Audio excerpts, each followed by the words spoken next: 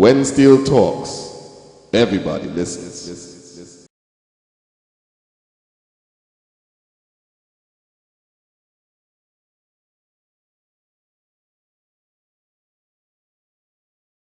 is When Steel Talks, chatting with Mr. Pelham Goddard, arranger for Exodus Steel Orchestra in Trinidad and of Marsican Steel Orchestra in New York, on the passing of master arranger and musician Clive Bradley. Clive Bradley, of course, was friend and mentor to Pelham. Pelham, it's good to have you in When Steel Talks. It was only Friday I get to know that you were sick. Okay. This girl, Joan Rampersad from Newsday, called me to find out if I hear anything about Bradley. I said no, I didn't hear anything about him. What I'm saying, you didn't know you get a stroke? I said no, I didn't know that. You know, we talked on Wednesday. Anyway, since you don't know, I will call somebody. So she called somebody from a Desperados way. And I called her back when I finished the studio. I come in and I called her. See, hey, what are you saying? Yes. In Ward 31, and he's not responding to the medication. So he's looking serious. I say, my God. But I had to go to Scalive launch the band Friday. And I said, I'll play down there. So I went down there. When I go down, and I started to tell people that a lot of people they didn't know. Right. You know, so Saturday morning now, I get up. I heard people on the radio calling. They congratulated Lara. You know, Lara break a record. Yeah. And then in the same breath, they say condolences for Clive Bradley, family. So they using the two things one time. I said, well, how that could be? What happened to Bradley? So you know Bradley there? Somebody called and said Bradley there. But that had me kind of weird, man. You know, it had the whole fraternity, the whole band fraternity right now in a shame. Because it's like I tell Phil Simmons yesterday on the radio. It's not like in Panorama, where people only study Panorama. I and Bradley is together years ago. You know? I and Bradley play music together in Esquires. I know Bradley in Sunday Serenade to start with. A program on Sunday morning on Radio Trinidad. I remember that. Right, Bradley used to be playing there. I know him in Clarence Kilburn Band. Right? I know him while we had combo, in the combo days. Everybody who want to have brass for Carnival. Matter of fact, Bradley used to write brass for a lot of Casanovas. He used to write brass for all kind of people that want brass for Carnival.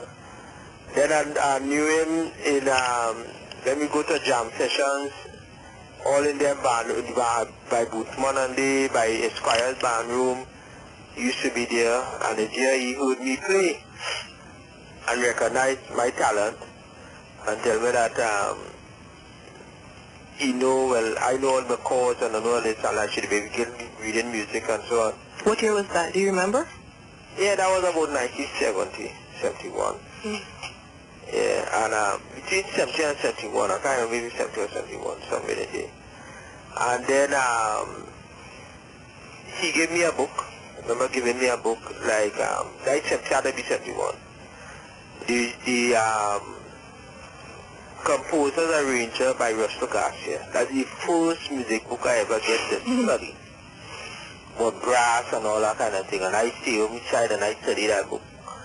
And but he used to call me to hold on for him in the tent because he had to go up the hill to arrange for Desperados, and he used to play in Kitchener tent at the time. He was the director of the tent, musical director. Which tent was this? That was Kitchener tent, the review. Bradley was the musical director in the review tent, and arranging for Desperados. And when I came, he couldn't make it, I used to go and say, I met Stalin and all of them, you know.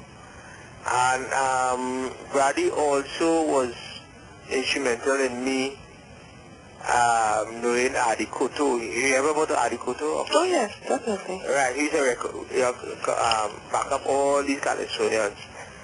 And they wanted a keyboard man to go St. Thomas and up the islands to St. Thomas and St. Croix. And I went, Bradley put me onto that, and I ended up with the Koto band right through. I was playing Calypso, studio and everything. Bradley introduced us to, in a way, the whole studio scene long time, because he had an agency too, advertising agency. He used to do jingles, he used to do things, and I used to play in Esquires now. It's all kind of, it's long time I do it, Bradley. We used to go and play in weddings without you seeing anything, and Bradley would just play for the wedding and everybody would clap. I just call tunes and everybody would play. And he was up on it. Spontaneous music. We used to play spontaneous, going to our wedding, everybody dressed up nice, wait until the bride, we had to play, here comes the bride, here comes thing, and play the whole wedding, play all kind of songs and the thing, and we used to have fun. In Esquires, we had an electric piano and an organ, a Hammond organ. I used to play the organ, Bradley played the piano, or I played the piano and he played the organ. So we played side by side together in the studio.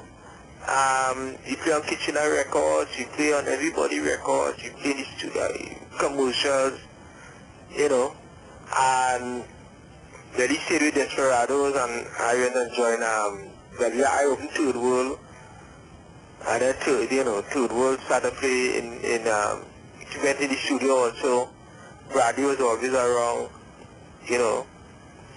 so this should be a great loss to the whole thing, because he still, look what he did. He went from New York and won the Panorama 1-2, you understand? So you still have some kind of, you don't lose your musical knowledge, even though you're not physically taking to play or whatever, but you don't lose that, He was a genius, and it's a pity that he gone, and, I know what to say again. Pelham, thank you very much for sharing your thoughts on Clive Bradley. When Steel talks, everybody listens.